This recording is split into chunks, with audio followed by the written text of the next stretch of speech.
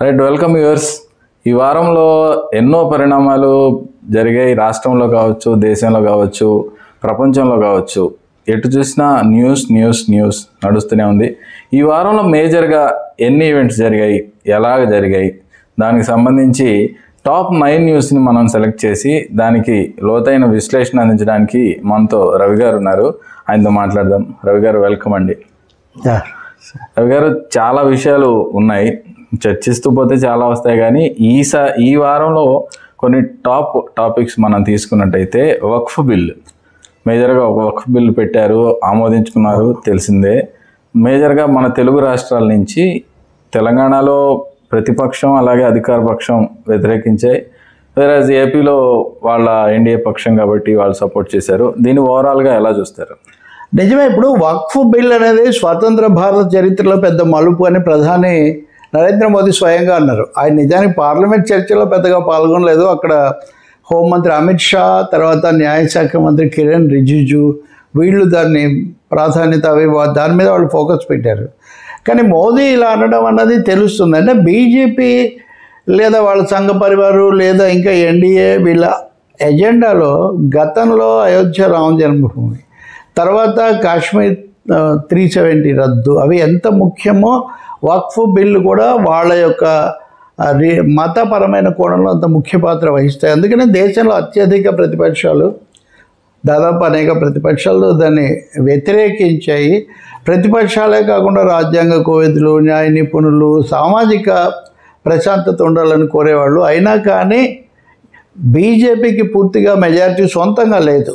Telugu Desam, JDU లాంటివి బలపరిస్తే తప్ప. అయినా వాళ్ళు దీన్ని ఆమోదింప చేసుకున్నారు. అంటే బీజేపీ ఇతర లౌకిక పార్టీల్లో కొంత ఉండాల్సిన ఐక్యత లేకపోవటం దీనికి కారణమని మనం చెప్పొచ్చు. మీరు అన్నట్టు తెలంగాణలో పాలనలో ఉన్న కాంగ్రెస్ పార్టీ బలపరిచింది, జాతీయ స్థాయిలో కూడా వాళ్ళే ప్రధాన ప్రతిపక్షం.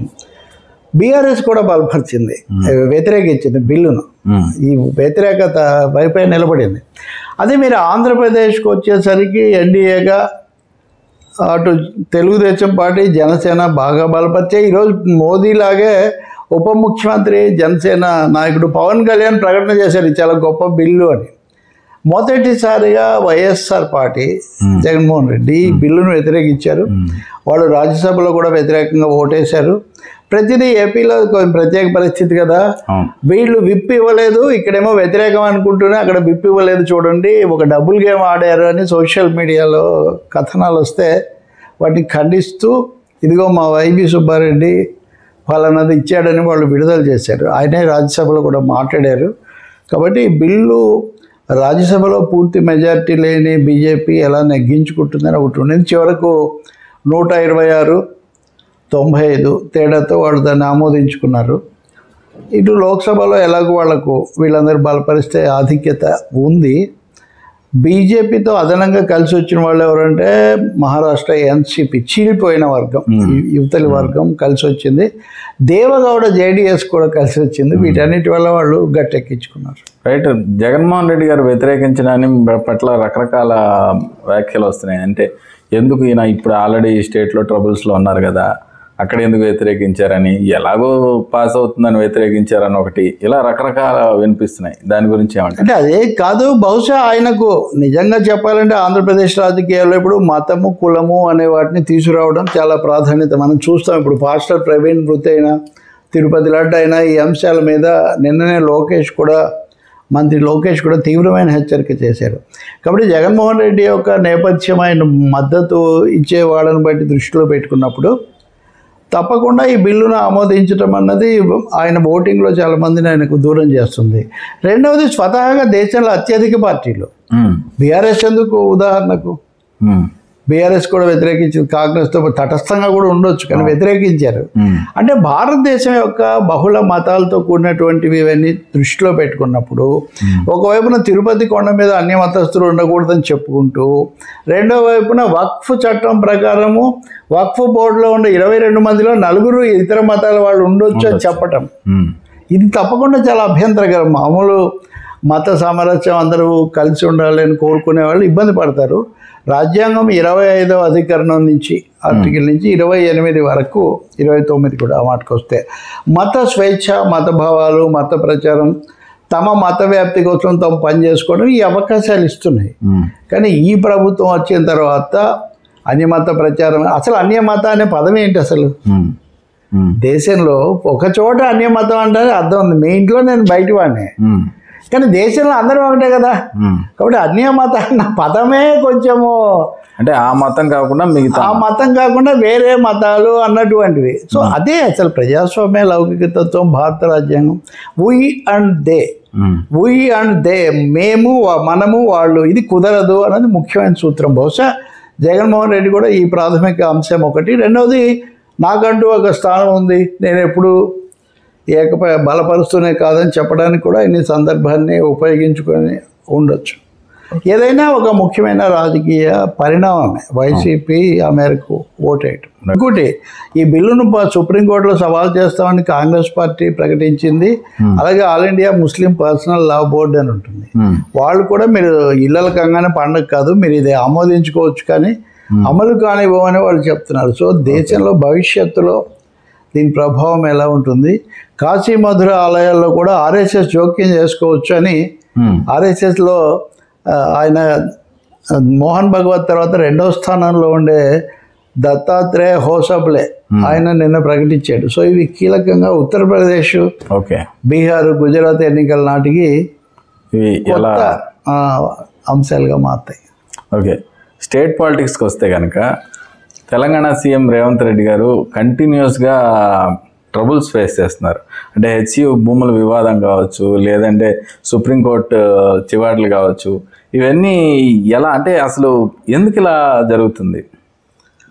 ఒకటేమో కొంచెం దూకుడు మీద ఉన్నారు, మామూలుగా దూకుడుగా ఉంటమే ఆయన అసెట్ చిచంద్రి లాగా ఉంటాడని, ట్రబుల్ షూటర్ అన్నది కాస్త ట్రబుల్ మేకర్ అయిపోయాడు, తనకు తను ట్రబుల్స్ మేక్ చేసుకుంటాడు అభిప్రాయం ఉంది. హైడ్రా దగ్గర నుంచి ఇది మొదలైంది అనేక రూపాల్లో, అనేక సందర్భాల్లో.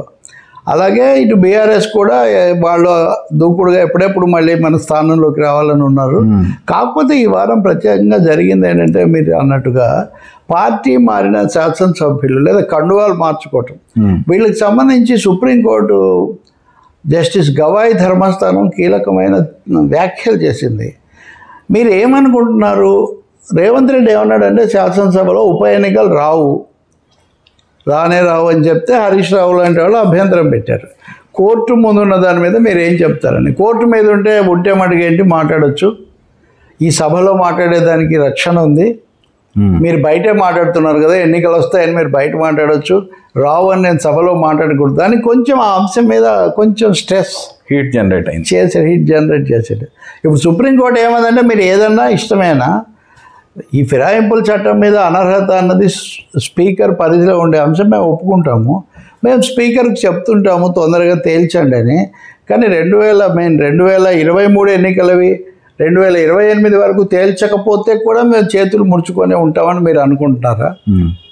మేము పరిశీలిస్తున్నామని తెలిసి కూడా మీరు ఎలా వ్యాఖ్యలు చేస్తారు? ఇలా ఆగ్రహోదగ్రం, మామూలుగా కాదు, ఆగ్రహోదగ్రమై ఒక ఎప్పుడు అనని మాట సుప్రీంకోర్టు ఒకటి అంది. ఆర్టికల్ 142 142 అని ఒకటి ఉంది. ఇదేంటంటే దేశంలో ఏ విషయమైనా సరే ఇది న్యాయం కాదు, ఇది ఇలా జరగాలని సుప్రీంకోర్టు భావిస్తే అలా చెప్పేయచ్చు. ఓకే, చెప్పింది కనుక చట్టానికి వ్యతిరేకంగా ఉంటే సుప్రీంకోర్టు చెప్పింది అమలు చేసి చట్టాన్ని మార్చాలి. ఓకే, అంతేగాని సుప్రీంకోర్టుకు సంబంధం లేదన్నది లేదు. 142 రాజ్యాంగ రీత్యా సుప్రీంకోర్టుకున్న అధికారం. ఏ విధంగా అయితే సుప్రీంకోర్టు తీర్పు ఇచ్చిన శిక్షను రాష్ట్రపతి తగ్గిస్తారో, వాళ్ళు ఏమన్నారంటే, మేము ఏ రాజ్యాంగ బాధ్యున్నైనా కానీ దీని కింద శాసించగలం అన్నారు. అంటే ఇది చాలా పెద్ద మాట. ఇది దీని ప్రకారం మేము చెప్పింది మీరు చేయాలి, లేకపోతే ఏదైనా చేయొచ్చు, మేము పరిశీలిస్తున్నాము, మమ్మల్ని నెట్టకండి అన్నారు. రెండోది, ముఖ్యమంత్రి ఇక మీదటైనా సంయమనం పాటిస్తాడన్నారు, పాటించాలని కోరుతున్నాము అంటే హెచ్చరిక లాంటి. మూడోది హెచ్సియు భూముల మీద మనం చూస్తున్నాం కదా, విద్యార్థుల ఆందోళన, ఇదంతా ముగ్గురే, కేంద్రంలో ఉన్న బీజేపీ, ఇంతకుముందున్న బీఆర్ఎస్, ఇప్పుడున్న కాంగ్రెస్. కాకపోతే ఉరిమురి మీద అయినట్టుగా చంద్రబాబు దగ్గరికి కూడా పోయింది ఇది. 2004లో ఆయన ప్రభుత్వం ఉన్నప్పుడే ఆ బిల్లీరావు అని ఆయనకు ఆ భూములు ఇచ్చారు. తర్వాత రద్దు చేసింది రాజశేఖర రెడ్డి ప్రభుత్వం. అప్పటి నుంచి అవి ఉన్నాయి. ఏదో ఇది ఇంకో చోట ఇచ్చాము అంటే సాంకేతికంగా చట్టబద్ధంగా ఏం చెప్పారనేది వేరు. ఒక విద్యా సంస్థ కోసం ఉన్నది, పైగా పర్యావరణ రీత్యా కీలకమైంది కాబట్టి ఇవ్వద్దు అన్నదే ఇక్కడ ఒక అంశం. కానీ దీని మీద కూడా సాంకేతికంగా అది ఇది కాదన్న వాదన మీద రేవంత్ ప్రభుత్వం దూసుకొని పోయింది. ఇప్పుడు సుప్రీంకోర్టు, హైకోర్టు కూడా చెప్పినా వినలేదు వీళ్ళు. ఎట్టి పరిస్థితుల్లో మీరు ఏం చేయొద్దు, చేతులు కట్టేసింది. ఒక ముక్కలో చెప్పాలంటే హెచ్సియు విషయంలో రేవంత్ ప్రభుత్వం యొక్క చేతులు కట్టేస్తున్నట్టుగా వాళ్ళు ఉత్తర్వు ఇచ్చారు. ఇదే ఎంతో కొంత హైడ్రా విషయంలో కూడా గతంలో ఇచ్చున్నారు.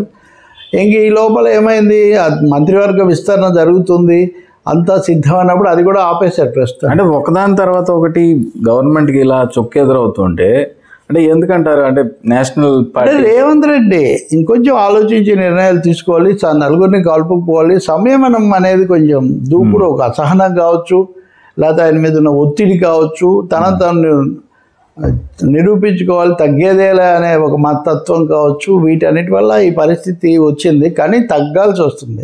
ఇప్పుడు హెచ్సియు మీద మంత్రులు కమిటీ చేశారు. అవును, తగ్గేదేలే అని ఆయన తగ్గి ఒక ముగ్గురితో కమిటీ చేసి అందరితో సంప్రదించండి అని చెప్పారు. మరి అదేదో ముందే చేసుకుంటే అప్పుడు ఈ పరిస్థితి వచ్చేది కదా. కాబట్టి ఇప్పటికైనా రేవంత్ రెడ్డి ముఖ్యమంత్రిగా కానీ ఆయన ప్రభుత్వం కానీ ప్రజాస్వామికంగా సంప్రదింపులతో వెళ్ళటం శ్రేయస్కరం. రైట్ సార్, ఏపీ పాలిటిక్స్కి వెళ్దాం. అమరావతి అంటే చాలా రోజులుగా మళ్ళీ మా కొత్త ప్రభుత్వం వచ్చాక మళ్ళీ ఫ్రంట్ రోకి తీసుకొచ్చారు. ఇప్పుడు మళ్ళీ సింగపూర్ ఈజ్ బ్యాక్. అంటే సింగపూర్ వాళ్ళు మళ్ళీ వచ్చేసారు సీన్లోకి. అంటే పోయినసారి టీడీపీ వచ్చినప్పుడు సింగపూర్ డిజైన్స్ చూసాం, అన్నీ చూసాం. తర్వాత మళ్ళీ వైసీపీ వాళ్ళు వచ్చి అదొక ప్రత్యేక సంస్థ, ప్రైవేట్ సంస్థ, సింగపూర్ ప్రభుత్వం కాదు అన్నారు. ఇప్పుడు మళ్ళీ సింగపూర్ అంటున్నారు. ఎలా చూడాలి? అంటే నిజంగా అది ప్రైవేట్ సంస్థే, ప్రభుత్వానికి సంబంధించిందనే. కానీ నిజానికి 2-3 కార్పొరేషన్లు కలిపి సింగ్బామ్ కార్పొరేషన్ ఏదో ఉంది, ఇంకోటి ఏమో సింగపూర్ది ఒకటి. వాళ్ళ ఇప్పుడు మన ఇవి ఉంటాయి కదా, ఇండస్ట్రియల్ డెవలప్మెంట్ అట్లాంటి దాంట్లో అలాంటిది అవి కలిపి పెట్టారు. అది నిజంగా పూర్తిగా ప్రభుత్వము కాదు, ప్రభుత్వ సంస్థ అని ఏదైనా. కానీ వాళ్ళు ఎందుకు వెళ్ళిపోయారు? వెళ్ళిపోయినప్పుడు వాళ్ళు చెప్పింది ఒకటే, కేంద్ర ప్రభుత్వం మాకు పూచీగా లేదు కాబట్టి మేము వెళ్ళిపోతున్నామని చెప్పారు పోయినసారి జగన్ వచ్చాక. కానీ ఆగిపోవడం చంద్రబాబు నాయుడు ఉన్నప్పుడే చివరిలో అవి కొంచెం అది పూర్తి అవ్వలేదు 5 ఏళ్ళు, అదొక నిజం. కేంద్రం ఏం సాయం చేయలేదు. ఇప్పుడు జగన్ ఏమో దాన్ని పూర్తిగా ఎగనామం పెట్టి లేనిపోయిన సంక్షోభం రాష్ట్రానికి రాజకీయంగా తనకు కూడా కొని తెచ్చుకున్నారు. అదొక ముఖ్య కారణం. ఇప్పుడు చంద్రబాబు వచ్చాక అమరావతి పరుగులు పెడుతుంది అంటున్నారు, కానీ డబ్బులు కేంద్రం ఇప్పుడు కూడా ఇవ్వలేదు. కాకపోతే ప్రపంచ బ్యాంక్ దగ్గర, ఏషియా డెవలప్మెంట్ బ్యాంక్ ఏడీబీ దగ్గర కొంత అప్పు, హడ్కో దగ్గర మొత్తం మీద ఒక 30,000 కోట్ల దాకా అప్పు వచ్చే ఏర్పాట్లు చేసామంటున్నారు. ఈ లోపల నీటి ముంపు నివారణ అనే దానికి చర్యలు ఇదొక ముఖ్యమైనది. ముంపు ఉందా లేదా అన్న దాని మీద చాలా వివాదాలు వచ్చాయి. కానీ ముంపు నివారణ చర్యలతో మేము సంతృప్తి చెందితేనే ఇస్తామని ప్రపంచ బ్యాంకు గట్టిగా పట్టుబట్టింది. దాంతో వాళ్ళని చేశారు. నిజం చెప్పాలంటే ప్రమోద్, మీరు అన్న అమరావతి సింగపూర్ ప్రతినిధి వర్గం రావటం అన్నది అంత ప్రచారంతో జరగల. ప్రపంచ బ్యాంకు బృందం వచ్చినప్పుడు రైతులను కలుసుకోవటం అది జరిగింది. ప్రభుత్వము, తెలుగుదేశం, స్థానికులు కూడా ఏం చెప్పాలి జాగ్రత్త తీసుకున్నారు. సింగపూర్ ప్రతినిధి వర్గాన్ని అంతకుముందు వాళ్ళకి స్టార్టప్ ఏరియా డెవలప్మెంట్ అని ఒక ప్రాంతం ఇచ్చారు. అంటే అక్కడ ప్లాట్లు తయారు చేయటము, అమ్మటము, పెట్టుబడులు తేవటం అంతా వాళ్ళదే. వాళ్ళు సిఆర్డీఏతో అమరావతి డెవలప్మెంట్ దీంతో అంగీకారం కార్పొరేషన్ పెట్టారు. దానికోసం అవగాహనకు రావాలి. అప్పుడు వెనక్కి వెళ్ళిన వాళ్ళు మళ్ళీ వస్తారా రమ్మని వీళ్ళు పిలుస్తున్నారు. రావడానికి వాళ్ళు కూడా సిద్ధంగా ఉన్నారు. ఎందుకంటే ప్రపంచంలో కూడా ఆర్థిక పరిస్థితులు, మార్కెట్ అంత గొప్పగా ఏమీ లేవు కాబట్టి. ప్లస్ నిన్ననే టైమ్స్ ఆఫ్ ఇండియాలో ఒక 1/2 పేజో ఫుల్ పేజో ఇచ్చారు. 1,00,000 కోట్లు చంద్రబాబు నాయుడు మొబిలైజ్ చేశాడు. ఇప్పుడు కేంద్రం కూడా సపోర్టు ఆయన మీద ఆధారపడి ఉంది. కాబట్టి అమరావతికి మళ్ళీ పూర్వకాలం వస్తుంది. తగ్గిపోయిన రేట్లు మళ్ళీ ఇప్పుడు పెరగటం మొదలైంది. అలాగే మెట్రో అని లేదా చుట్టూ రింగ్ రోడ్లు ఇవన్నీ కూడా వస్తున్నాయి అని ఒక రింగ్ రోడ్ స్టార్ట్ కూడా చేశారు. సో అమరావతికి సింగపూర్ తిరిగి రావటం అన్నది ఆర్థికంగా ఎలా ఉంటుంది, రాజకీయంగా ఎలా ఉంటుంది, ఒక్క అంశం అయితే దృష్టిలో పెట్టుకోవాలి. సింగపూర్ ఏమి పెట్టుబడులు పెట్టట్లేదు, అప్పుడు పెట్టలేదు, ఇప్పుడు పెట్టట్లేదు, ఇప్పుడు కూడా వాళ్ళు ఏమి పెట్టరు. సాంకేతిక నైపుణ్యం, మార్కెటింగ్ చేయటం, దాని మీద రకరకాల కారణాలు ఉన్నాయి. అప్పుడు ముఖ్య పాత్ర వహించిన మంత్రి ఈశ్వరన్ ఇప్పుడు అవినీతి కేసులో ఆయన పదవి కోల్పోయాడు. ఇప్పుడు కొత్తగా ఎవరు బాధ్యత తీసుకుంటారు, ఏ పద్ధతిలో జరుగుతుంది, చంద్రబాబు నాయుడు ఇంకా ప్రకటించాల్సి ఉంది. అంటే మార్కెటింగ్ అంటే, కానీ సిఆర్డీఏ కమిషనర్ వాళ్ళైతే కలిశారు. ఓకే. సో అమరావతిలో సింగపూర్ పునః ప్రవేశం జరిగిందని మనం భావించవచ్చు. అంటే మార్కెటింగ్ అంటే కనుక ఇక్కడ పలానా డెవలప్మెంట్ అంటే ఈ భూమి తీసుకోండి, మీరు తీసుకొని ఇన్వెస్ట్ చేయండి, లేకపోతే పలానా పెట్టండి, కార్పొరేషన్ పెట్టండి, ఇవన్నీ. ఆ విషయంలో సింగపూర్ కొంచెం ఫార్వర్డ్ ఉంటుందండి. Singapore is basically commercial hub, global hub. అది మార్కెటింగ్ అన్నిటికి కూడా, అందుకని దాన్ని వాడుకోవటం ప్రధానంగా తప్ప ఇక్కడ ఉత్పత్తి లేదా సాంకేతిక అది కాదు. లివబుల్ సిటీస్ అంటే నివాసయోగ్యమైన ఆకర్షణీయ ప్రమోటర్స్ అనుకోవచ్చా ఒక రకంగా? ఖచ్చితంగా అంతే. డెవలప్మెంటల్ అగ్రిమెంట్ అనుకో, మీరు తీసుకొని 50% మాకు ఇవ్వండి అన్నట్టుగా. మనం చేయకుండా వాళ్ళకి ఇవ్వడం ఏంటి, ఇట్లాంటివి అప్పుడు వచ్చిన విమర్శలు. ఇప్పుడు అంతిమంగా ఎలాంటి ఒప్పందం వస్తుంది, వాళ్ళకేంటి, ఇవన్నీ కూడా మనం చూడాల్సి ఉంటుంది. ఏదైనా అప్పుడు ఒక రైతుల నుంచి కూడా వచ్చిన ఒక విమర్శ ఏమంటే, వాళ్ళ స్థలాలు అమ్ముడుపోయే వరకు మనం అమ్మకూడదు అనే ఇలాంటి కొన్ని ఆంక్షలు పెట్టారు. అవి ఉండకూడదు అని. మరి ఇప్పుడు అవన్నీ చూశాడు కదా చంద్రబాబు అనుభవాలు. ఇప్పుడు మరి ఏం చెప్తారో దాన్ని బట్టి చూడాలి. వైసీపీ విషయానికి వస్తే వాళ్ళు ఇప్పటికి కూడా పెద్ద ఏం సుముఖంగా దీన్ని ప్రోత్సహించే పద్ధతులు కూడా ఏం లేదు. కౌన్సిల్లో చర్చ వచ్చినప్పుడు కూడా ప్రతిపక్ష నాయకుడు బొత్స, మేము అప్పుడు అన్ని విధానం తీసుకున్నాం, ఇప్పుడు పరిస్థితిని బట్టి తీసుకుంటాం ఇలా అంటున్నారు. వాళ్ళు ఏమన్నా జరగాల్సిందైతే ఏదో. ఇప్పుడైతే వాళ్ళు ఎలా మాట్లాడే పరిస్థితి, వాళ్ళు పెద్దగా ఇప్పుడు చేయగలిగింది ఏం లేదు. దానితో ఈరోజే లోకేష్ మంగళగిరి అంటే ఆల్మోస్ట్ ఇంకా అంతే కదా, క్యాపిటల్ ప్రాంతమే, ఆయన ఇళ్ల పట్టాలు పంపిణీ చేస్తూ మీరు నాకు 90,000 మెజార్టీ అనుకో, ఇంత పెద్ద మెజార్టీ ఇచ్చారు కాబట్టి నన్ను ఎవరు ఏమి క్యాబినెట్లో నేను చెప్పినా ఎవరు ప్రశ్నించట్లేదు, బలపరుస్తున్నారు, దానికి మీరే కారణం అని చెప్పారు. వాళ్ళ పేరు తను చెప్పాడు. తప్పకుండా పుష్ చేసే అవకాశం ఉంది. నారాయణ అచ్చంగా అదే పనిలో ఉన్నాడు. రైట్ రవి గారు, 4వ టాపిక్ వస్తే, జగన్కి జ్ఞానోదయం అయిపోయింది అని కొంతమంది అంటూ ఉన్నారు. అంటే వైసీపీ శ్రేణుల్ని కలుసుకోవడం కానీ, రెగ్యులర్ మీటింగ్స్ కానీ ఇలాంటివి చాలా చేస్తూ ఉన్నారు. అంటే ఈ మార్పు ఒకవేళ మార్పు నిజమైతే ఈ మార్పు కారణం ఏంటి, ఎందుకు ఇలా మారారు? వాస్తవంగా జ్ఞానోదయం అనేది కథలు లేదో ఒక రాత్రికి ఎవరో కనిపించి చేసింది లేదా చెట్టు కింద అని చెప్తారు, అలా జరగదు. మన జీవితము, అనుభవాలు, ఘటనలు ఇవే కలిగిస్తాయి. ఇప్పుడు జగన్ నిలబడాలి అంటే తప్పకుండా ఏదో ఒక మార్పు తమ వాళ్ళకు చూపించాలి. ప్రజలకు చూపించి మళ్ళీ ఓట్లు తెచ్చుకోవటం ఒకటైతే, తమ పార్టీ కార్యకర్తల్లో విశ్వాసం కలిగించటము, తన పునాదిని కాపాడుకోవటం అన్నది జగన్కి అదొక పెద్ద సవాలు.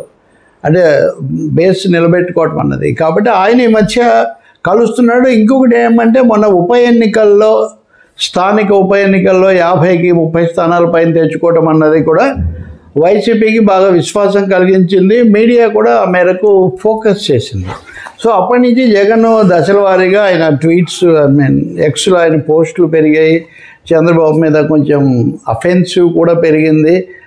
దానికి తోడుగా చంద్రబాబు స్పందన కూడా పెరిగింది. ఉదాహరణకు చంద్రబాబు మొన్న అక్కడెక్కడో పెన్షన్ పథకం ప్రారంభిస్తూ, జగన్ నొక్కిన బటన్లన్నీ కలిస్తే నాకు ఈ ఒక్క పథకానికి కూడా సరిపోదు అనే బటన్ను జగన్ను గుర్తు చేస్తూ మాట్లాడటం. అంటే ఆంధ్రప్రదేశ్ రాజకీయం ఒక విధంగా ఈ ద్వంద్వ వ్యవహారంగా నడుస్తున్నప్పుడు జగన్ మొన్న అన్నది ఏంటంటే, ఇన్ని కష్టాలు ఇవన్నీ ఉన్నాయి, ఎన్నికలను వాయిదా వేసి ఇవన్నీ చేసినా మీరు నిలబడ్డారు, పార్టీ మారలేదు, ఇది నాకు చాలా విశ్వాసం కలిగిస్తుంది. నేను కూడా దీని నుంచి ఒక పొరపాటు గుర్తిస్తున్నాను. గతంలో నేను పథకాలు బటన్ నొక్కడం, జనానికి ఇవ్వటం ఇదే ఆలోచించాను, కానీ కార్యకర్తలకు దగ్గర కావటం, కార్యకర్తలను కలుసుకోవటం అన్నదాన్ని తగినంతగా చేయలేకపోయాను. సరే, చెప్పడం ఇలాగే చెప్తారు ఎవరైనా, చంద్రబాబు కూడా అదే కదా, అధికారులతోనే సరిపోయిందని ఆయన అనేవాళ్ళు. సో జగన్ ఇక్కడ ఒప్పుకుంటుంది ఏంటంటే, ఆయన మీద ఉన్న విమర్శ అదే కదా, కార్యకర్తలను కలుసుకోలేదు, ఆఖరికి శాసనసభ్యులు, మంత్రులు కలుసుకోవడానికి కూడా సమయం ఇవ్వలేదు, కొంతమంది చుట్టూ వలయంలాగా కోటరీ ఏర్పడి రానివ్వలేదు.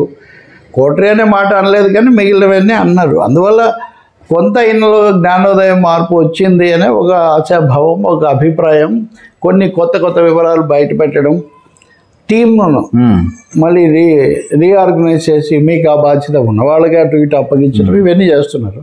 ఇంకోటి కేసుల్లో కూడా కొంచెం వాళ్ళకు బెయిల్ రావడం ఇట్లాంటివి జరిగాయి. ఇప్పుడే వాళ్ళు అనుకోకుండా కొడాలనేకి తీవ్ర అస్వస్థత వచ్చింది, కానీ మిగిలినటువంటి కేసుల్లో కొంత కోర్టుల వైఖరిలో కూడా ప్రమోద్ ఈ కాలంలో కొంచెం మార్పు వచ్చింది. సుప్రీంకోర్టు, హైకోర్టులు కూడా అసలు మీడియాలో ఏం మాట్లాడకూడదా, సోషల్ మీడియాలో విమర్శిస్తే చేస్తారా, ఏ కేసు ఎంతవరకు, ఇలాంటివి కూడా వచ్చింది. గతంలో తెలుగుదేశం ఉన్నప్పుడు ఆ ప్రతిపక్షంలో జరిగి ఉండొచ్చు, ఇప్పుడు కూడా ఉండొచ్చు. ఇవన్నీ కొంచెం వాళ్ళకు ఉత్సాహం, కొంచెం ఉపశమనం కింద కనిపిస్తుంది.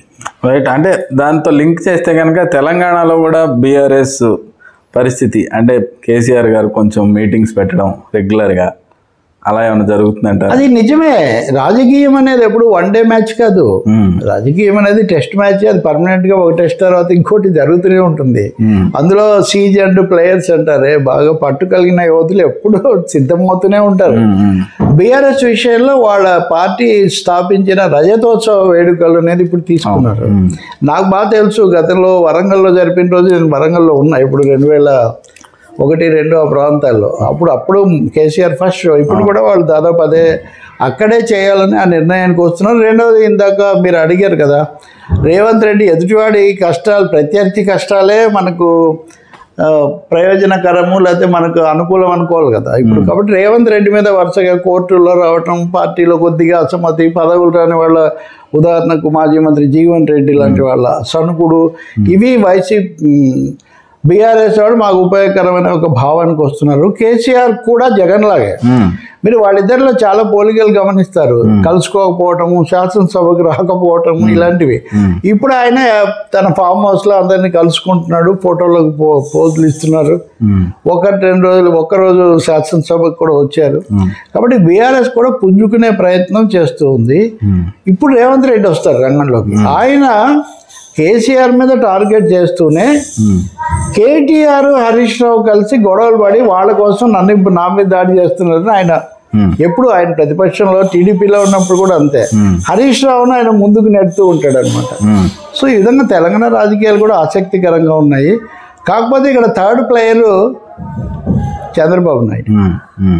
తెలుగుదేశాన్ని ఇక్కడ పునరుద్ధరిస్తారని, ఇక్కడ కూడా ఎన్డీఏ ఏర్పడుతుందని, పవన్ కళ్యాణ్, బీజేపీ, ఇవన్నీ అని ఇట్లాంటి మాటలు కూడా వినిపిస్తున్నాయి. కాబట్టి తప్పకుండా తెలంగాణ రాజకీయ దృశ్యం మారే అవకాశం కూడా ఉంది. ఆంధ్రాకు తెలంగాణకు ఒక తేడా ఉంది కదా. ఇక్కడ బీజేపీ అనే ప్లేయరు కాంగ్రెస్తో సమానంగా 8 సీట్లు వాళ్లకు, 8 సీట్లు వీళ్ళకు ఉన్నాయి. అక్కడ వేరే లేరు, వాళ్ళిద్దరే ప్లేయర్లు. అందువల్ల మనం ఆంధ్రప్రదేశ్లో జగన్మోహన్ రెడ్డి పునఃసమీకరణ చేసుకుంటే వీళ్ళు మళ్ళీ ఒక దాదాపు యుద్ధాన్ని పునఃప్రారంభం చేయటం అని మనం అనుకోవచ్చు. వీళ్ళకి నమ్మకం కొంచెం ఎక్కువగా కనపడుతుంది. అంటే వీళ్ళకు ఇప్పుడు వాళ్ళకి 160 స్థానాలు ఉంటే ఈయనకు 60 కదా ఉంది. మొత్తం సంఖ్య కూడా తక్కువే, కానీ సంఖ్యాబలము, రెండోది కాంగ్రెస్ పార్టీ స్వభావాన్ని బట్టి చూసినా కానీ వీళ్ళు అసమ్మతి వస్తుంది అనే ఒక ఆశ ఇప్పటివరకు రావడం లేదు. కాంగ్రెస్ అధిష్టానం కూడా దెబ్బలు తిన్న తర్వాత ఎవరో ఒకరిని నమ్ముకోవడం మంచిది అని కొంచెం, అయినా వాళ్ళు పూర్తి స్వేచ్ఛ ఇవ్వరు. అది నెహ్రూ గాంధీ కుటుంబానికి ఉన్నటువంటి అలవాటు అది. అందువల్ల తప్పకుండా కొంచెం ఊపు గతం కంటే పెరిగింది. ఇప్పుడు హెచ్సి చూడండి, కేటీఆర్ స్వయంగా వెళ్ళి అక్కడ కూర్చున్నాడు, వాళ్ళతో మాట్లాడారు. ఇంకా వెంటనే దాన్ని ఒక అంది వచ్చిన అవకాశం లాగా ప్రతి దాన్ని రజతోత్సవంతో వాళ్ళు రాజకీయ దాడి, దూకుడు పరాకాష్ఠకు చేరుతాయి అని మనం భావించవచ్చు. Right sir. ఒకసారి ఇంటర్నేషనల్ ఇష్యూస్కి వెళ్తే కనుక ట్రంప్ అన్ని ఆ దేశం ఈ దేశం అని లేకుండా దేశాలు అన్నిటి మీద దాదాపు ట్యాక్స్ పేరుతో యుద్ధం ప్రకటించారు. ఇండియా మీద కూడా, ఇండియా చైనా అంటే పెద్ద టారిఫ్ వార్ బాగా ప్రకటించారు. దీన్ని ఎలా, అంటే ఆయన ఇది ఆపబోయే వారా లేకపోతే ఇది ఇలా కంటిన్యూ అయ్యేవారేనా? అది కంటిన్యూ అవుతుందని ఆయనే చెప్తున్నారు. రెండోది, ఇక్కడ భారతదేశానికి సంబంధించి మీరు ఒక మాట అన్నారు కదా, నిజమే, అది అంతర్జాతీయమే కదా, ఇది జాతీయం కూడా. ఎందుకంటే మోదీ గారు విశ్వగురు అని, ట్రంప్కి చాలా జిగిరి దోస్త్ అని, అందుకనే ట్రంప్ వచ్చిన వారం రోజుల్లో పురుకులు పరుగుల మీద వెళ్ళి కలుసుకొని వచ్చారు. ఇంత ఉంది కాబట్టి మనల్ని ఏదో చేశారు, మన మీద అంత దాడి చేయరని వీళ్ళు నమ్మారు. ఇప్పటికి కూడా చేయలేదని నమ్ముతున్నారు. మీరు చూడండి టైమ్స్ ఆఫ్ ఇండియా ఈరోజు, India get slapped with tariff, others punched. అంటే ఏదో ఇండియాకు ఇతరులకు మధ్యలో ట్రంప్ ఏదో తేడా చూపించాడు అని. భారతదేశం బాగా దెబ్బతిన్న వాటిలో ఫార్మస్యూటికల్స్, ఔషధాలు, దాని మీద ప్రస్తుతం వేయడం లేదన్నాడు ట్రంప్. అంతేగాని నిజంగా ఏదో స్పేర్ చేశారని మీరు చూడండి ఈ లిస్టు. ఇవి అమెరికా మీద ఆ దేశాలు వేసేది, ఇది మన మీద అంటే యువత అమెరికా వేసేది. ఇండియా 52% వేస్తుందని అమెరికా చెప్తుంది. నిజానికి 52% వేయం మనం. వాళ్ళు ఏవో రకరకాలైనవన్నీ కలిపి 52% చూపిస్తున్నారు. మన మీద 27% వేశారు. చైనా 67% వేస్తుంది. ఓకే, వాళ్ళ మీద ఎంత వేశారని 34% వేశారు. తేడాకు మీకు కనిపిస్తుంది కదా. బంగ్లాదేశ్ 76% వేస్తుంది, వాళ్ళ మీద కూడా 37% వేశారు. అంటే మీకు 52%, అది కూడా కృత్రిమైన దానికే మీకు 27 వేసి ఇక్కడ 37. అంటే భారతదేశాన్ని ఏదో మినహాయించారు, కొంచెం చల్లని చూపు చూశారు. దానికి తగినట్టే మన అధికారులు కూడా ఇప్పుడు చైనా, వియత్నాము, మెక్సికో, లేకపోతే ఇలాంటి EU, యూరోపియన్ యూనియన్, ఇలాంటి దేశాలు చాలా తీవ్రంగా స్పందించాయి. చైనా అయితే మేము ఉపేక్షించలేదు, తక్షణమే 10% పెంచుతున్నాం అన్నట్టు మాట్లాడారు. యూరోపియన్ యూనియన్ ఏమో మేము ఏమి దెబ్బతినమో ఆలోచిస్తున్నామో ఏదో ఒకటి చేస్తామన్నారు. ఇలా వాళ్ళ స్పందన ఉంది. కానీ భారతదేశం అటుకు ఏమి స్పందించట్లేదు. బహుళపక్ష వాణిజ్య ఒప్పందం ఒకటి జరుగుతుంది, దాంట్లో ఇవన్నీ పరిష్కారం అవుతాయని ఇప్పటికి కూడా, అంటే దెబ్బ పడిన తర్వాత కూడా పడిందని ఒప్పుకోవడానికి కానీ సరి చేసుకోవడానికి కానీ మనం సిద్ధం కావటం లేదు. ట్రంప్ ఏంటి తెలుసా అండి, ఇప్పుడు నేను చూపించిన జాబితా 60 వర్స్ట్ అఫెండర్స్ లిస్ట్ అని ఒకటి ప్రకటించాడు. అందులో ఇండియా ఉంది. వర్స్ట్ అఫెండర్స్ లిస్ట్ అని వాళ్ళు ప్రకటించాక కూడా మనల్ని ఇంకా మమ్మల్ని ఏం చేయలేదని మనం చెప్తున్నామంటే, అలాగే భారతీయులను అక్రమ వలసదారులను విమానాలు ఎక్కించి పంపించారు, ఇప్పుడు ఆపేస్తున్నారు, టూరిస్టులు కూడా ఆగిపోయారు. చాలా సమస్యాత్మకంగా ఉంది. ఇప్పుడు దీపావళి చేసాం వైట్ హౌస్లో సంతోషపెట్టిన వాళ్ళు ఇంటికి పంపించేస్తున్నారు. కాబట్టి భారతదేశం ఇప్పటికీ అప్రమత్తంగా లేదు, ఇంకా లొంగుబాటు ప్రదర్శిస్తుంది. ఇంకొక చివరి విషయం చెప్తా, ఔషధాల మీద కూడా, ఫార్మస్యూటికల్స్ మీద కూడా ఇప్పుడు వేయడం లేదన్నారు, కానీ అసలు వేయడం లేదు, తర్వాత వేస్తారు. ఆఖరికి మన పిల్లలు తినేవి కొన్ని డైరీ ప్రోడక్ట్స్ అవి తెచ్చుకుంటాం, వీటి ధరలు కూడా విపరీతంగా పెంచే ఆలోచనలో అమెరికా ఉంది. మనం చేసే ఏ ప్రోడక్ట్ దేనికి ఎందుకు వస్తుంది కూడా మళ్ళీ మారుస్తున్నారు. పెద్ద జాబితా, లాండ్రీ లిస్ట్ అని పేరు పెట్టాడు వాడికి, అది గౌరవం. కాబట్టి భారతదేశం కళ్ళు తెరవక తప్పదు. కానీ ఇప్పటి వరకు అయితే మేము సంప్రదిస్తున్నాము, స్టేక్ హోల్డర్స్తో మాట్లాడుతున్నాము, ఇలా చెప్తున్నారు. వజ్రాలు, ఇది భారతదేశానికి అతిపెద్ద దెబ్బ. మనం కనీసం 1,00,000 కోట్లు నష్టపోతాం, కనీసం 1,00,000 కోట్ల రూపాయల్లో.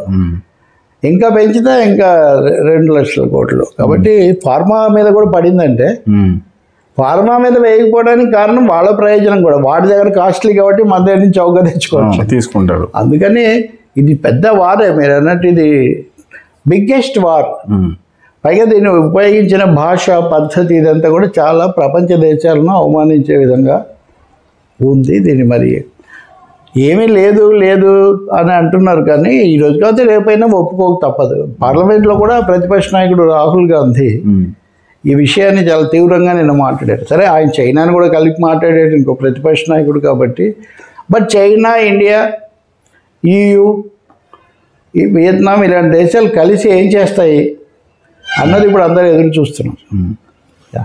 రైట్ సార్, మన ఇండియన్ పాలిటిక్స్లోకి వస్తే, అంటే నేషనల్ పాలిటిక్స్ అనాలా, మరి రీజనల్ పాలిటిక్స్ అనాలా, అన్నీ కలగలిసిపోయాయి కదా. CPM కాన్ఫరెన్స్ జరుగుతోంది 2-3 రోజులుగా. అంటే గత కొంతకాలంగా కొంత కష్టాల్లో ఉన్నారనే చెప్పాలి. ఇప్పుడు తదుపరి కార్యాచరణ ఎలా ఉండబోతుంది CPM పార్టీకి సంబంధించి? అంటే CPIM, భారత కమ్యూనిస్ట్ పార్టీ, మార్క్సిస్ట్ అంటారు కదా, మహాసభలు 24వ మహాసభలు మదురైలో జరుగుతున్నాయి, తమిళనాడులో. మదురై అనేది CPMకు సంబంధించి ముఖ్యమైనది. 1972లో CPM పెద్ద శక్తిగా విడిపోయాగా ఆవిర్భవించడానికి మొదటి మహాసభలు అక్కడే మదురైలో. అప్పుడు నేను 10వ క్లాస్ చదువుతున్నట్టు, మా నాన్న కూడా వెళ్ళారు అప్పటికప్పుడు. చాలా కీలకమైన CPMను తర్వాత పెద్ద పార్టీగా పెంచిన చాలా నిర్ణయాలు అక్కడే జరిగాయి. తర్వాత కూడా ఒక్కసారి జరిగినట్టుంది. కానీ ఇప్పటికి వచ్చేసరికి మదురై తమిళనాడులో సాంస్కృతిక కేంద్రం ఇదంతా. నిజమే, వామపక్షాలు సిపిఐఎం కూడా ప్రధాన పార్టీగా 3 రాష్ట్రాల్లో పాలించిన పార్టీ, కేంద్రంలో ప్రభుత్వానికి కూడా అండగా ఉన్న పార్టీ ఇప్పుడు కొంత వెనకబట్టు పట్టింది, ఆదరణ తగ్గింది, ఇలాంటి అభిప్రాయాలు ఉన్నాయి. ఆ పార్టీ కూడా ఆత్మవిమర్శనపూర్వకంగా యువతను ఆకర్షించడంలో మరింత శ్రద్ధ ఎలా తీసుకోవాలి, ఏ అంశాల్లో ఇప్పుడు మారిన ఒకవైపున మత రాజకీయాలు, ఇంకోవైపున కార్పొరేటీకరణ, ఈ కాషాయము ప్లస్ కార్పొరేట్ కషాయాన్ని ఎలా ఎదుర్కోవాలి, మొత్తం మీడియాను గుప్పిట్లో పెట్టుకొని కార్పొరేట్ పెట్టుబడులను కూడా తన చేతుల్లోకి తీసుకొని బుర్రలు ఖరాబ్ చేస్తున్న దీన్ని ఎలా ఎదుర్కోవాలన్నది వాళ్ళు ప్రధానమైన సవాల్గా తీసుకున్నారు. ఒక విషయం ఒప్పుకున్నారు వాళ్ళు, ఒకటి యువతను ఆకర్షించాలి, 2 కేరళలో అధికారంలో ఉన్నారు, మళ్ళీ వస్తారేమో అని కూడా అంటున్నారు. ఇందాక కూడా 3వ రావడం, 2వసారి రారు కేరళ ఎవరు, ఇప్పుడు 3వసారి కూడా వస్తారేమో అనే ఒక ఆశాభావంలో ఉన్నారు వాళ్ళు. సో త్రిపుర, బెంగాల్లో మేము పెరగకుండా మిగతా చోట్ల దేశవ్యాప్త ప్రభావం చూపించలేము, అక్కడ ఎలా పుంజుకోవాలన్నది కూడా మేము ఆలోచిస్తామని చెప్తున్నారు. ఇందాక మనం మాట్లాడినట్టుగా ట్రంప్ అంటే అంతర్జాతీయంగా ఈ సామ్రాజ్యవాదం, అమెరికా ఆధిపత్యవాదం, వాళ్ళకు బాగా అతి సన్నిహితంగా ఉండే మోదీ, ఇంక ఇప్పుడే ఒక మాట అన్నాను నేను, ప్రకాష్ కరత్, అంటే దురదృష్టవశాత్తు సీతారాం యేచూరి గారు మరణించాక ఒక వాతావరణంలో ప్రత్యేకంగా తాత్కాలికంగా ఆయన సారథ్యం వహిస్తున్నారు కదా. ఇంతకుముందు పాలకుల గురించి చెప్పాలంటే చాలా ఉదాహరణలు, చాలా కష్టాలు పడాల్సి వచ్చేది ఇప్పుడు ఆ సమస్య లేదు. ఇప్పుడు ఎవరు అదానికి ఫ్రెండు, ఎవరు ట్రంప్కు ఫ్రెండు, ఎవరు పలానా చేశారంటే ఎవరైనా సూటిగా మోదీ అని చెప్పగలిగిన పరిస్థితి ఉంది అంటున్నారు. అందుకని లౌకిక వామపక్ష ఐక్యత పెంచడం, లౌకిక పార్టీలను కొంత విశాల ఐక్యత ఎలా పెంచటం, మూడోది ఇండియా కూట వేదిక అని ఒకటి మొన్న ఎన్నికలకు ముందు పనిచేసింది 2024.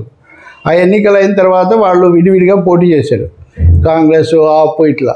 మళ్ళీ అలాంటి ఒక వేదిక ఎలా తేవటం, అది ఇక్కడ వాళ్ళ ముందున్న సవాలు. చూడాలి ఏమేమి చేస్తారో. కాకపోతే ఒకటి, మదురైలో జరగటము, దక్షిణాది రాష్ట్రాల డీలిమిటేషను, హిందీ భాషా సమస్య, ఇలాంటివన్నీ ఉన్నప్పుడు సిపిఎం ఒక ప్రధాన ప్రతిపక్షాల్లో ఉన్న 4 జాతీయ పార్టీల్లో అదొకటి, పాలనలో కూడా ఉంది ఎప్పుడు చిన్నది. అది ఏం చెప్పినా కానీ స్టాలిన్ కూడా సభలకు హాజరయ్యారు, అందరం కలిసి పోరాడాలన్నారు. మార్క్స్ విగ్రహాన్ని ఈ సమయంలో చెన్నైలో ఆవిష్కరించాలని, మార్క్స్ విముక్తి ప్రదాత, ఇవన్నీ కూడా స్టాలిన్ కూడా మాట్లాడారు. ఇప్పుడు ఎవరు కలకట్టాలో ఉంది, విజయవాడలో ఉంది, ఇప్పుడు చెన్నైలో కూడా పెట్టాలని చూస్తున్నారు. ఇవన్నీ సైడ్ లైట్స్ అనుకోండి సిపిఎం మహాసభల మీద ఆసక్తి. కాకపోతే మన మీడియాలో మీరు చూడండి, ఇప్పుడు ఈరోజు పేపర్ కదా, ఒక 4 కాలాల వార్త కూడా మీరు చూడండి, వ్యతిరేకంగానే రాయాలి కదా, కనీసం వ్యతిరేకంగా రాసిన వార్తే కదా. సో అస్సలు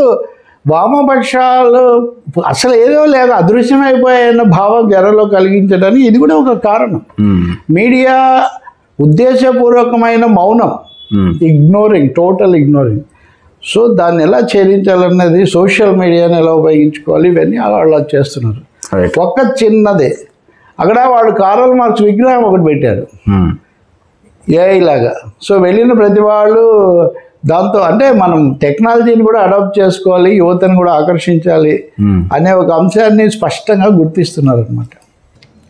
రవి గారు, కాసేపు ఎంటర్టైన్మెంట్, అంటే ఎంటర్టైన్మెంట్ అనాలా అనకూడదా కూడా తెలియదు ఈ డిస్కషన్కి సంబంధించి.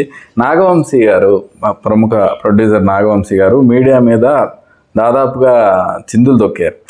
మీరు రాయకపోతే మాకేం నష్టం లేదు, సినిమాని ఎలా బయటికి తీసుకురావాలో మాకు తెలుసు అని ఆల్మోస్ట్ ప్రతి మాట వార్నింగ్ లాగా ఇచ్చారు. దీనికి సంబంధించి వర్మ ఆర్జీవీని క్వశ్చన్ చేస్తే ఏ తప్పే ఉంది, పెద్ద పెద్ద షోరూమ్ల గురించి, పెద్ద పెద్ద ప్రోడక్ట్స్ గురించి మాట్లాడుతున్నారు, దీని గురించి ఎందుకు మాట్లాడకూడదు అన్నారు. అసలు దీన్ని ఎలా చూడాలి? వాస్తవంగా అండి, చాలామంది సోషల్ మీడియా పట్ల, మీడియా కూడా ఆ మాటకు వస్తే సోషల్ మీడియాని పైకి అంటూ ఉంటారు. మీడియాలో రాయటము, రాయకపోవటము, రాయనివ్వడం ఏదో తమ చేతుల్లో ఉందని భావించటం, ఇది అసలు మొట్టమొదటి పొరపాటు. ఇది అసలు ఈ ఆలోచన అవాస్తవికమైంది, కొంచెం అప్రజాస్వామికమైంది. కానీ ఇప్పుడు మీరే చొక్కా వేసుకోవాలి, లేదా ఏం మాట్లాడాలి, ఏం తినాలి ఎవరు చెప్పలేరు. అలా ఎవరైనా చెప్తే కూడా తప్పని రాజకీయంగా మనం చెప్తున్నాం కదా బయట. భారత రాజ్యాంగం అండి అన్ని దేశాల్లో ప్రజాస్వామ్యం అందరికీ హక్కులు ఇస్తుంది.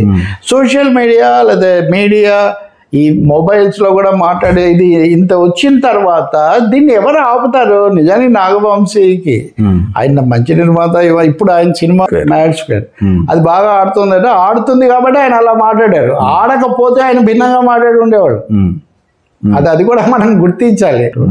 దీనివల్ల ప్రభావం ఏం లేదని కూడా చెప్తూ మరి ఎందుకు అంత అసహనం? ఇప్పుడు 1000 పూలు వికసించాలి అన్నట్టుగా అనేక మంది అనేక రాస్తారు. దాంట్లో తప్పులు కూడా ఉండొచ్చు.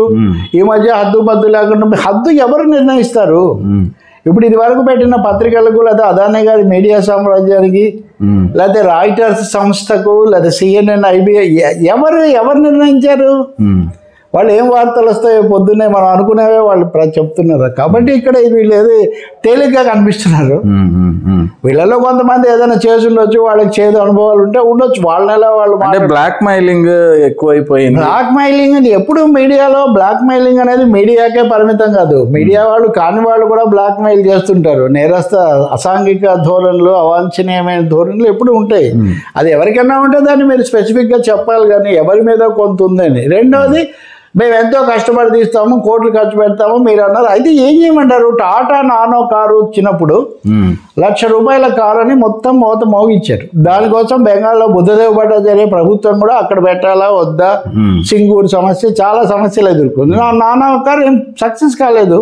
దాని మీద ఎవరు మాట్లాడారు? అంటే టాటా ఇంత కష్టపడ్డాడు లేదా అని కుదరదు కదా. రామ్ గోపాల్ వర్మ అదే మొదటిసారి అన్నాడు. ఆయన ఏమనంటే, చాలా ఖరీదైన వస్తువులు, లేకపోతే ఒక స్థలం బాగుందా లేదా, మ్యూజియం చూడాలా వద్దా, ఆ హోటల్లో బాగుందా లేదా, ఇలాంటివన్నీ సోషల్ మీడియాలో రివ్యూస్ అనేవి కింద ఉంటాయి. రివ్యూ అనేది ఇప్పుడు సినిమాకు పరిమితం కాదు. నాగవంశీ లాంటి వాళ్ళు తెలుసుకోవాల్సింది ఏంటంటే, everyday life, every moment, every person, every aspect is reviewed by people at large. ఒక్కరు అని కూడా కాదు ఇక్కడ ఏదో సమీక్షకులు. కొంత ఆయన తన కనబడే ఆ హాల్లో కూర్చునే 120 మంది వాళ్ళే సమీక్షకులు అనుకుంటే చాలా పొరపాటు. అలాగే ఇంకో మాట, అనుకూలంగా రాస్తే ఇలాగే చెప్తారా? చాలామంది అంతే, మీడియా స్పెక్యులేషన్ వద్దంటారు. అదే ప్రమోద్ చాలా గొప్పవాడు అని నేను రాస్తానంటే మీకేం అభ్యంతరం ఉండదు. నేను విమర్శ చేస్తేనే మీకు వస్తుంది. కాబట్టి సినిమా అనేది చూసిన వాళ్ళు వాళ్ళ స్పందనను బట్టి, వాళ్ళ ఆలోచనను బట్టి వాళ్ళు రాస్తారు. రాసింది చూసిన వాళ్ళు దాని నిర్ణయం వాళ్ళు తీసుకుంటారు.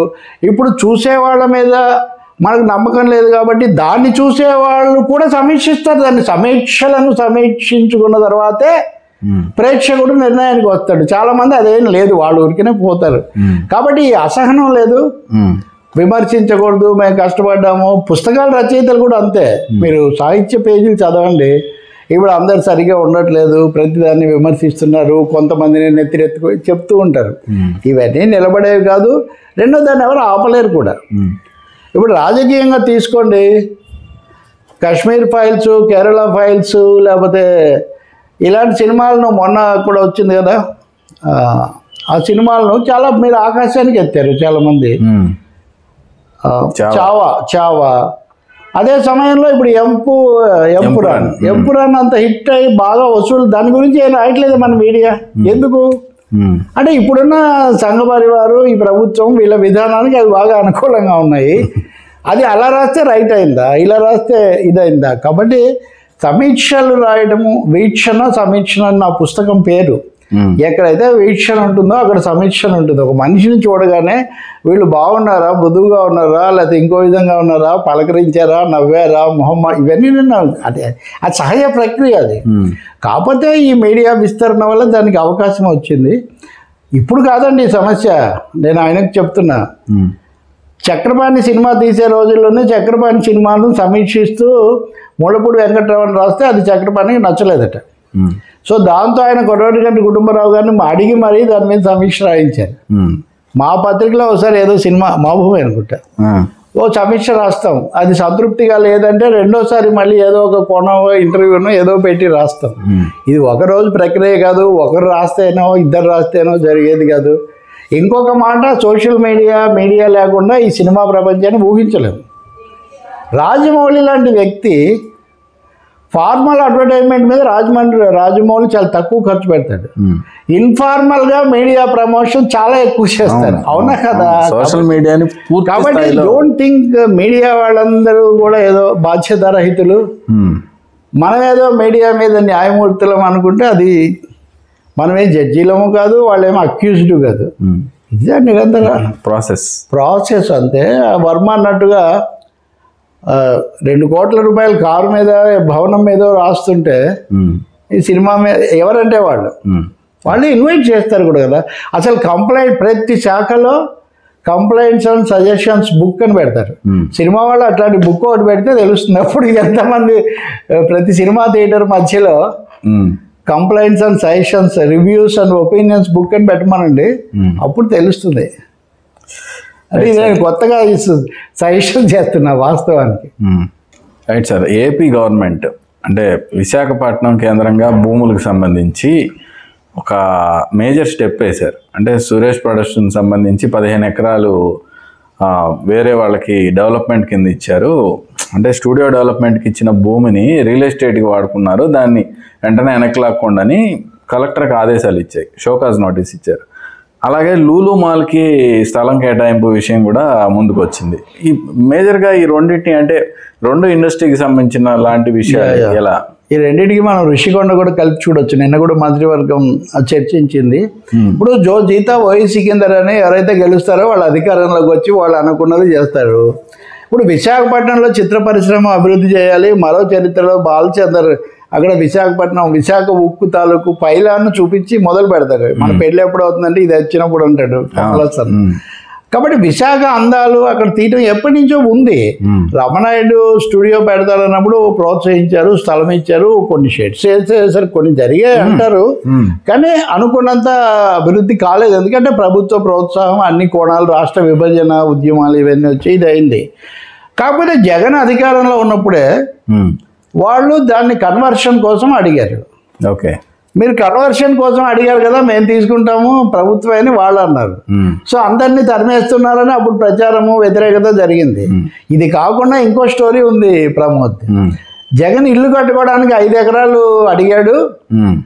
5 ఎకరాలు అమ్మడానికి అయితే ఇస్తానని సురేష్ దగ్గుబాటి అధినేత ఒప్పుకున్నారు. ఇవన్నీ కథనాలండి పత్రికలో, నేను ఇప్పుడు మీకు చూపించట్లేదు కానీ ఇంగ్లీష్ పత్రికల్లో చాలా ప్రామాణికంగా వచ్చాయి. కాబట్టి అప్పుడు అవి చాలా ఇదైంది. అలాగే ఆయన తనను వీళ్ళందరూ కలుసుకున్నప్పుడు కూడా అభివృద్ధి చేయడానికి మీకు స్థలాలు ఇస్తాము రండి. నేను చిరంజీవి కూడా చాలాసార్లు నేను ఇక్కడే సెటిల్ అవుతానని చెప్పాను. విశాఖకు సినిమా రంగానికి అనుబంధం ఉంది. కానీ సురేష్ వాళ్ళు ఏంటంటే 13 ఎకరాలు 15 ఎకరాలు వాళ్ళు ఇప్పుడు కూడా అప్లికేషన్ అప్పుడు పెట్టుకున్నారు. అప్పుడు విమర్శ ఒక విధంగా నడిచింది, ఇప్పుడు ప్రభుత్వం మారింది. వీళ్ళు చట్టబద్ధంగా నోటీస్ ఇచ్చారు, మీకు ఇచ్చింది చేయకుండా. ఇప్పుడు హెచ్సి సమస్య కూడా అదే, మీరు ఇచ్చింది చేయకుండా చేస్తున్నారు కాబట్టి మేము స్వాధీనం చేసుకుంటాము అని. వాళ్ళు ఏం సమాధానం ఇస్తారో లేదా కొన్ని చర్యలు ఏమైనా మొదలు పెడతారేమో తెలియదు. కానీ ఇది పాత సమస్య, కొత్త ప్రభుత్వం, కొత్త రూపం. లూలు విషయం కూడా సేమ్ టు సేమ్. అక్కడ 13 ఎకరాలు ఇచ్చారు. ఏంటంట ఒక ఎంటర్టైన్మెంట్, అది పార్క్ మామూలే కదా, ప్రతి చోట మెట్రోస్లో ఉండేవే. అది తర్వాత జగన్ ప్రభుత్వం రద్దు చేసిన, అది సరైన విషయమే. ఎందుకంటే అంత సెంట్రల్, అది పైగా కోస్టల్ రెగ్యులేటెడ్ జోన్, సిఆర్జెడ్, అది కోస్తా ప్రాంత నియంత్రణ జరగాల్సిన చోటు. మాల్ పెట్టడానికి అంత ఏమి ఇవ్వాల్సిన అవసరం లేదు, కానీ ఇచ్చారు. దాన్ని గత ప్రభుత్వం రద్దు చేసింది. వాళ్ళు కూడా ఏం చేయలేదు. ఇప్పుడు వీళ్ళు రాగానే దాన్ని పునరుద్ధరించి దాని విలువ కనీసం 2,000 కోట్లు ఉంటుంది. ఓకే, దీనివల్ల 15,000 మందికి ఉద్యోగాలు వస్తాయని. ప్రమోద్ హైదరాబాద్లో లూలు మాల్ ఉంది, 8,000 మందికి 15,000 మందికి ఉద్యోగాలు అసలు పడతారా అక్కడ ఎంతమంది? అక్కడ థియేటర్స్, అంతకుముందు కూడా ఒక మాల్ ఉంది, ఆ పేరు మారి వీళ్ళ మాల్ వచ్చింది. కొంత కొంత జరిగి ఉండొచ్చు. బీఆర్ఎస్ అధికారం దిగిపోయేటప్పుడు ఇది కొంచెం బూస్ట్ ఇచ్చే ప్రయత్నం చేశారు. కాబట్టి లూలు మాల్ కావచ్చు, ఇంకోటి కావచ్చు, విశృంఖలంగా ఇచ్చేసి పైగా 170 కోట్లు ప్రభుత్వ సబ్సిడీ కింద కొన్ని పనులు చేసి పెడతారట, స్థలం ఇవ్వడమే కాకుండా. ఇంత చేస్తే మాల్స్ ఇవన్నీ. కాబట్టి నాకు తెలిసి అక్కడ కమ్యూనిస్టులు, వైసీపీ అందరూ వ్యతిరేకిస్తున్నారు. ఇది సరైన స్థలం. అలాగే ఈఎస్ శర్మ ఒక మాజీ ఐఏఎస్ అధికారి ఉన్నాడు, ఎప్పుడు పర్యావరణ స్పృహ ఎక్కువ అంటే ఇది సరైనది కాదని ఆయన కూడా రాశాడు. కానీ ప్రభుత్వం అవుతుందని నేనేం అనుకోవట్లేదు. వాళ్ళకి ఎప్పటి నుంచో పాత బంధాలన్నీ మళ్ళీ పునరుద్ధరించుకునే ఒక ప్రయత్నంలో ఉన్నారు. ఇక్కడే మీకు రిషికొండ వస్తుంది. State politics, national, international, cinema అన్నీ డిస్కస్ చేసాం. వీటన్నిటిని రిపోర్ట్ చేసే మీడియా ట్రెండ్ కానీ మీడియా ఎటువైపు వెళ్తుంది, మీడియా ట్రెండ్స్ ఎలా ఉన్నాయి? మీడియా అనేది మోడియా అని నేను ఎప్పుడూ అంటుంటుంది దానిలాగా. ఇప్పుడు ఇందాక కూడా ఇప్పుడు ట్రంప్ విషయమైనా లేదా వక్ఫ్ అయినా పూర్తి 2 చిత్రాలు ఒకటే విధంగా జనానికి వస్తున్నాయి అనేది ఒక పెద్ద ప్రశ్నే. ఆ సంగతి అలా ఉంచితే మీడియాలో ఈ అసహనం అనేది బాగా పెరుగుతుంది, ముఖ్యంగా తెలుగు రాష్ట్రాల్లో. విమర్శించిన ప్రతివాడు విమర్శకు విద్వేషానికి తేడా లేకుండా పోవటం. ఒక విషయం రాజకీయ పార్టీలు గుర్తించాలి. BRS, Congress, YCP, TDP, Janasena, BJP ఉన్నాయనుకోండి, ఎవరి అభిప్రాయాలు వాళ్ళకు ఉంటే వాళ్ళని అభిమానించే వాళ్ళు లేకపోతే ఉంటారు, స్థూలంగా ఆలోచించే వాళ్ళు ఉంటారు. కోట్లాది మంది ఓట్లు వేసే వాళ్ళకి అంత బలమైన అభిప్రాయాలు ఏమి ఉండవు. మీడియా కూడా వాళ్ళని చేరుతుంది. కాబట్టి అన్ని కోణాలు మీడియా స్పృశిస్తుంది తప్ప ఇలా అన్న మరుక్షణము మీరు అటువైపు అని వాళ్ళని లెక్కేయడం అనేది చాలా పొరపాటు. ముఖ్యంగా ఆంధ్రప్రదేశ్లో అయితే ఈ 3 పార్టీల మధ్యలో ఇది ఒక నిరంతర యుద్ధం. ఈ యుద్ధం పెరిగి ఆఖరికి జనసేన, తెలుగుదేశం మధ్యలో కూటమిలో ఉంటే కూడా చేయటము, లేకపోతే వైసీపీ, టీడీపీ అయితే ఎప్పుడు పచ్చగడ్డ వేస్తే పచ్చగడ్డ వేయకుండానే భగ్గుమంటాం. ఇది సరికాదు. ఆ పార్టీల కార్యకర్తలు తెలుసుకోవాలి, నాయకులు కూడా చెప్పాలి. వైసీపీ టీడీపీని ఎలా చూస్తుందో, టీడీపీ వైసీపీని ఎలా చూస్తుందో మీడియాలో మిగిలిన వాళ్ళందరూ అలా చూడాల్సిన అవసరం లేదు. ఇద్దరి మీద అనుకూలంగా ఉండేవాళ్ళు ఉండొచ్చు, ఇద్దరి మీద ఒక అంశం మీద వ్యతిరేకత ఉండొచ్చు, అందరికీ ఎందుకు ఉంటుంది. కాబట్టి ఆగర్భ శత్రువులాగా మీరు చూసుకోవచ్చు, కానీ మీడియాలో చూడదు. మీడియాలలో చూడడం జరగదు. వాళ్ళ మీడియా వాళ్ళకు ఉంది, వీళ్ళ మీడియా వీళ్ళకు ఉంది. ఇది కాకుండా ఒక ఆవరణం ఉంది కదా, స్పేస్, మీడియా స్పేస్. మీడియా స్పేస్లు, మీడియా ఫేస్లు ఎవరైనా కావచ్చు, వాళ్ళందరూ ఖచ్చితంగా ఏదో ఒక వైపు ఉంటారు అనుకోవడం చాలా పొరపాటు. అలాగే హిందూ, ముస్లిం అన్నది కూడా. మత రాజకీయాల విషయానికి వచ్చినప్పుడు కూడా ఇది ఇప్పుడు వక్ఫ్ బిల్ మంచిది కాదు అనగానే కింద కామెంట్స్ పెట్టేస్తుంటారు, మీరు పాకిస్తాన్ పోండి. ఈ అసహనం పనికిరాదు. మీడియా ఈ అసహనానికి చాలా గురవుతోంది. దాంతో అవకాశవాదులేమో ఎక్కడిదక్కడ మాట్లాడుతున్నారు, ఇంకొంతమంది ఏమో పూర్తిగా ఒకవైపే తీసుకొని చేస్తున్నారు. దీనివల్ల ప్రజలకు సమగ్ర చిత్రం బోధపడట్లేదు. అందుకని నా సూచన ఏంటంటే వాళ్ళు విస్తృతంగా అన్ని కోణాలు చూడాలి, స్పేస్ ఇవ్వాలి భిన్నాభిప్రాయానికి కూడా. అప్పుడే ఇంకా మాట్లాడేదే ఉంటుందండి. మీరు మహా అంటే ఇంక మాట్లాడేదే ఉండదు. సో మీడియా ఇందాక సమీక్షలు అప్పుడు నేను చెప్పింది అదే, ఇంకా బాగుంది అని చెప్పడానికి ఇంకా సమీక్ష ఎందుకు. కాబట్టి అంటేనే దాని అర్థం అది. కాబట్టి మీడియాలో సమతుల్యత చాలా అవసరం. మీడియాలో వచ్చే రాతల పట్ల, వ్యాఖ్యల పట్ల కూడా, కథనాల పట్ల కూడా రాజకీయ పార్టీలు సంయమనం, సమతుల్యత పెంచుకోవాల్సిన అవసరం చాలా ఎక్కువగా ఉంది. అన్నిటినీ మించింది సుప్రీంకోర్టు చెప్పింది. మొన్న గుజరాత్లో ఎవరో ఒక ఎంపీ, కాంగ్రెస్ ఎంపీ, పెళ్లిలో అలా నడుస్తూ ఒక కవితా చరణాన్ని ఉటంకించాడని ఆయన మీద ఎఫ్ఐఆర్ పెట్టారు.